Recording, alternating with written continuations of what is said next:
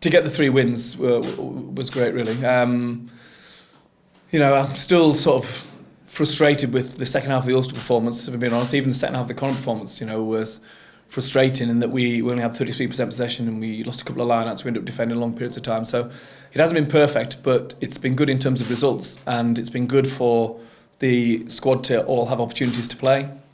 But also, I think we've played some really good rugby within that, in different ways. Playing Munster away was obviously a real challenge for a whole variety of reasons, in that Christmas window, that Christmas week.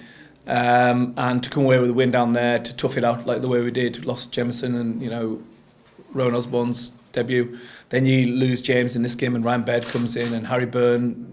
Getting the young lads opportunities to play and still winning has been pleasing. But you're right, it makes it for a very competitive squad now because everyone's had a taste of it and everyone thinks they should be playing in the game of Sunday. I think what we try and do is we make sure that the next player in who plays for Leinster is ready to play, and we trust them and we give them the opportunity. But that opportunity and trust comes from a foundation of being in meetings, being in training sessions, constantly getting support and feedback and one-to-one encouragement. So the depth of your squad is crucial in a period like this.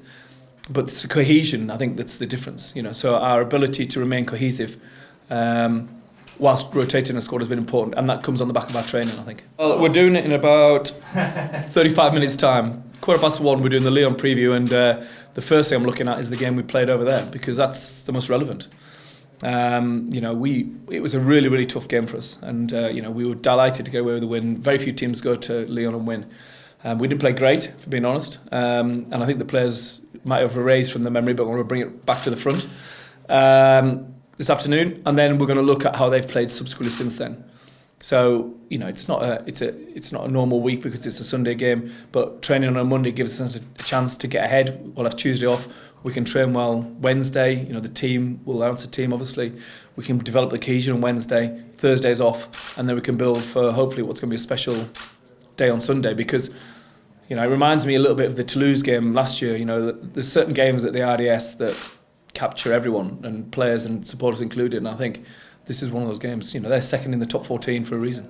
The goal ultimately is to get yourself a home quarter final, number one, but number two, ideally finish first or second in the seedings, which means if you win a home quarter final, you get a home semi final. We found to our cost a couple of years ago. We lost the last game, and that gave us third place, which ended up playing Clermont away, which we lost. So I think their strengths are their counter-attacking game, their ability to play off turnover. They're probably one of the best coached teams in the French top 14 in terms of their starter players off line-out. They've got Naitai in the centre, who's a world-class player in our opinion. Tusova, Nagatasi on the wings. So they've got serious strike power. Carl Ferns is a real talisman for them, so a player I know well from England. So strong scrum, strong line-out, well coached, great on the counter-attack.